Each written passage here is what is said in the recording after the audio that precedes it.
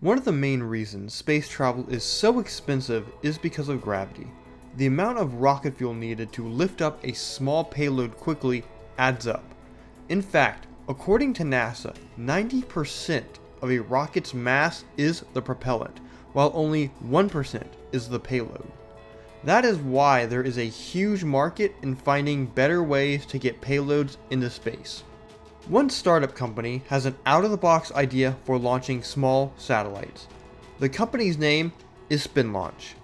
Their idea is to have a small upper stage consisting of the payload and orbital engines encased inside of a shell that will be spun at incredible speeds into the sky.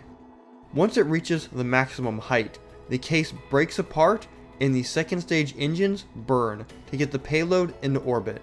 Because of advances in carbon fiber and electronics, this idea is now feasible. Looking at the technical specifications, the mass accelerator that would spin the payload is electric and uses much less power than a normal rocket. The mass accelerator is taller than the Statue of Liberty. Because the company is a startup, they had to raise the initial funds, where they got about $150 million.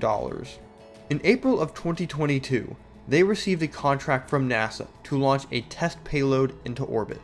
The goal is to have the first orbital satellite in 2025. Currently, tests have been done on a model that is 1/3 the size of the proposed accelerator at Spaceport, New Mexico. Even with that, it was still able to launch small payloads around 30,000 feet into the air. The ultimate goal is to have one launch cost only $500,000. While this seems expensive, a Falcon 9 launch costs around $67 million, and that rocket is reusable. It never ceases to amaze me the different ways people look at solving problems. To see the animation of the launch sequence in action, see the video link below.